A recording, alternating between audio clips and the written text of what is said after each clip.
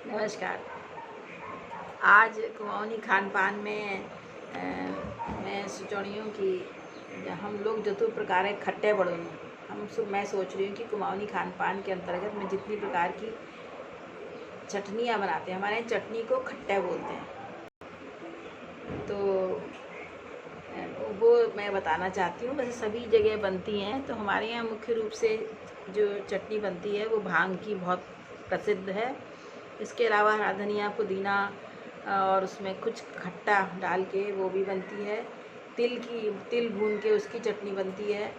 तो ये जो चटनियाँ हैं हमारे यहाँ, जो मूल रूप में जितनी चटनियाँ हैं उनमें किसी में लहसुन प्याज नहीं पड़ता है। बहुत लोग चटनियों में लहसुन प्याज भी डालते हैं, पर आजकल हम बहुत लोग डालने लगे क्योंकि पता चला है कि ये सब दोनों, प्याज और लहसुन दोनों शरीर के लिए फ़ायदा करते हैं। तो इस प्रकार से भी होता है, किंतु वैसे हमारे यहाँ टमाटर की बनती है, भांग की बनती है और खाली पुदीने और हरा धनिया डाल के बनती है, हरी मिर्च, जीरा वगैरह डाल के। इसके अलावा तिल भून के बनती है। तो विभिन्न प्रकार की ये जो चटनियाँ हैं, ये हमारे कुमाऊनी खान पान का अहम हिस्सा है। कुछ हो ना हो, हमारे यहाँ एक कंसनट्रेटेड जामिर एक फल होता है, रसीला खट्टा, और नींबू और माल्टा, इसके उसके खूब सारे, जिसके घर में खूब सारे ये उपलब्ध होते हैं, उसको मैंने एक बार बताया भी था। उसका रस निचोड़ के उसको कढ़ाइयों में खूब अच्छे से पकाया जाता है और फिर संभवतः लोहे की होती हैं, मैंने देखा नहीं है, वो सुना है।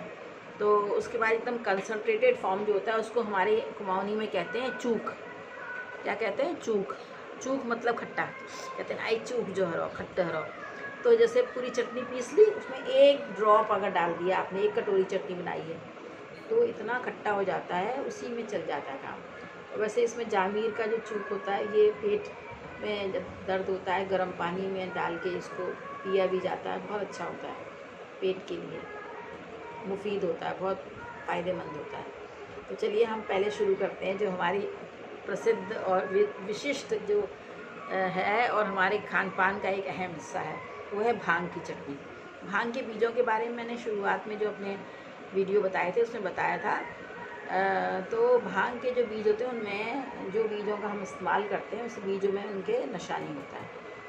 तो वो भांग के बीज को अच्छे से देख लेते हैं, कोई पत्थर वत्थर तो नहीं है। उसके बाद उसको सूखी कढ़ाई में, तवे में सूखा भूनते हैं पूरा, बगैर चिकनाई के। और वो जब भूनते हैं तो वो चटकता है, तो इसलिए उस पर कोई ढक्कन हल्का सा लगा के फिर हल्का हिलाया, उसको मंदी आंच पे खूब भूनो। और पर जलना नहीं चाहिए, जल गया तो उसका स्वाद ख़राब हो जाता है, और कच्चा रहा तो भी स्वाद है। तो बहुत ध्यान से भूनना पड़ता है। और फिर उस भांग के बीजों को आप अच्छे से पीस लीजिए, और उसमें जो भी आपके घर में उपलब्धता है, धनिया, हरे धनिए की, हरी मिर्च या लाल मिर्च और पुदीना, उसको डाल लें उसमें, उसको डाल लें, नमक डाल लें। और अगर आप थोड़ा खटमिठा टाइप का पसंद करते हैं तो उसमें आप थोड़ी चीनी भी डाल सकते हैं, गुड़ भी डाल सकते हैं, नहीं तो ऐसा भी चलता है। कुछ लोगों को सिर्फ खट्टी पसंद है, उसमें नींबू निचोड़ते हैं या चूक डालते हैं, या रात से जो कली वाली खटाई होती है, साबुत खटाई, इसकी चटनी मैंने शुरुआत में बताई थी, उसको रात में धो धा के भिगो देते हैं, सुबह वो खूब फूल जाती है, उसको भी उसमें पीस लेते हैं। और सिल की पिसी हुई जो चटनी होती है, उसका स्वाद बहुत ही अनूठा होता है, परम आनंददायक। तो ये तो हो गई भांग की चटनी। तो इसके अलावा, और ये भांग की चटनी में ध्यान रखना होता है, हमारे बुज़ुर्ग लोग कहते थे कि ये मतलब असोज के महीने से शुरू करते हैं इसको खाना। असोज मतलब ये जब धान कटाई वगैरह होती है उस समय, और मतलब ये दशहरे, दिवाली के दिनों से शुरू करते हैं और उसको मार्च तक, होली तक खाते हैं। उसके बाद क्योंकि वो गर्म थोड़ी, उतना फ़ायदा नहीं, शरीर के लिए उतना फ़ायदेमंद नहीं होती होगी, शायद इसीलिए बुज़ुर्ग कहते होंगे। तो भांग वैसे भी गर्म तासीर मानी जाती है। तो ग्रीष्म ऋतु, आज बहुत सुदूर जहाँ बर्फ़ गिरती हो, बहुत ठंडा हो, वहाँ खाते होंगे लोग, यानी मुझे उतना पता नहीं है। दूसरी चटनी हमारे यहाँ बनती है जैसे गर्मियों के दिनों में, होली के बाद, तो हरा धनिया और ख़ासकर पुदीना, हरी मिर्च, जीरा, इसको खूब अच्छे से पीस लेते हैं, उसमें नींबू निचोड़ दिया या वही चूक डाल दिया, या अमचूर डाल दिए तो ये चटनी हो गई। इसके अलावा एक बनती है तिल की चटनी, ये भी जाड़ों के दिनों में खाई जाती है। तिल को खूब सफ़ेद वाले तिल हों चाहे काले हों, वैसे सफ़ेद तिल की ज़्यादा अच्छी दिखती है, खूब अच्छे से भून लेते हैं, वो जलना नहीं चाहिए सूखा। तो उसको जैसे भांग की चटनी बनाई थी वैसे ही बनाते हैं। और एक चटनी हमारे यहाँ बनती है टमाटर की। टमाटर को हल्का सा आग पे सेक लेते हैं, फिर उसको छिलके उतर जाते हैं उसके, फिर वो टमाटर और हरा मिर्चा या लाल मिर्च जो आपको पसंद हो, हरी मिर्च ज़्यादा अच्छी होती है, और उसमें पुदीना, हरा धनिया जो भी आपके पास उपलब्ध हो, अदरक, जीरा, इसको डाल के इसको पीस लीजिए। नमक डाल दीजिए, अगर थोड़ा खट्टा मीठा पसंद है तो आप थोड़ी सी इसमें चीनी डाल दीजिए, तो ये भी बहुत अच्छी लगती है। ये खासकर पूरी पराठे के साथ अच्छी लगती है, और आप दाल भात के साथ भी अच्छी लगती है वैसे।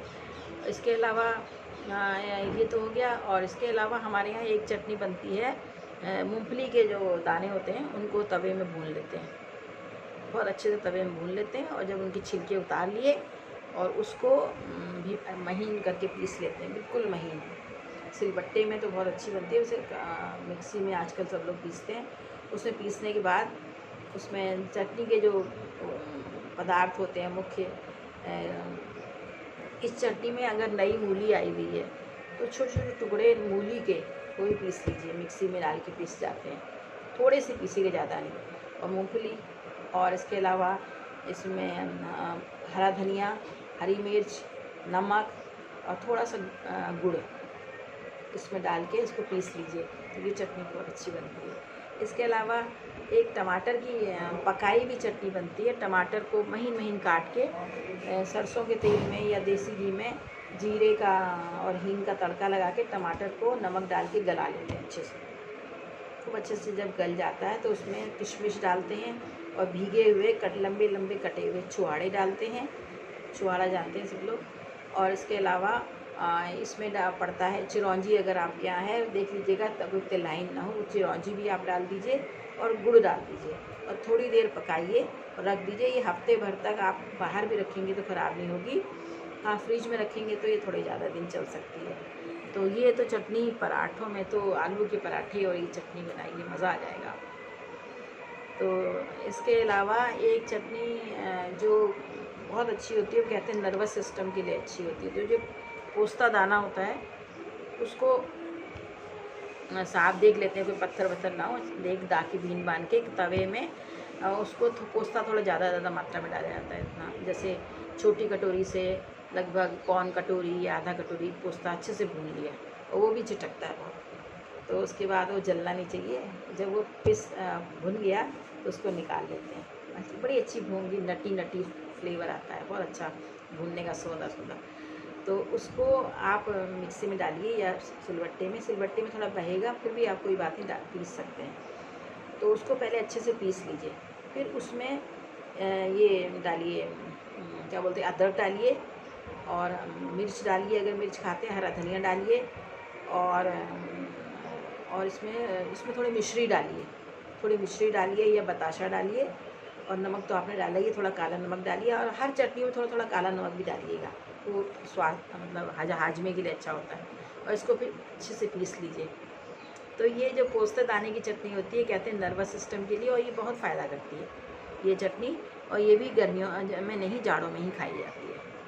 तो इस प्रकार से इतनी प्रकार की चटनियाँ हमारे गाँव में बनती हैं, और हमारे घर में बनती थी। ये सब तो मैंने बताया आपको, आप बता के मुझे बताइएगा। ये सबसे मेरे को आपसे गुजारिश है, आप लाइक ज़रूर मुझे करिए, क्योंकि लाइक मुझे जब कम मिलते हैं, ऐसे तारीफ़ हो जाती है, तो कोई वो उतना मायने नहीं रखता, जितना कि वो भी मायने रखता है कि लाइक अगर आप कर दें, और जिन्होंने सब्सक्राइब अब तक ना किया तो कर दें प्लीज़, और शेयर करें, लोगों को बताएं, बाहर भेजें मेरा लिंक। और मैं लिंक आज दोबारा आप फेसबुक में डाल दूँगी, तो आप उस लिंक को प्रचारित कर दीजिए, क्योंकि हमारे कुमाऊँ खान पान को अन्यथा न लें और कमतर न समझें। इसमें भी एक विशेषता है, स्वास्थ्य है और चटकारे हैं, जो हर व्यंजन के मायने रखते हैं। तो आपको कैसा लगा मेरा ये वीडियो बताइएगा। नमस्कार, आगे देखती हूँ क्या बता पाती हूँ। नमस्कार।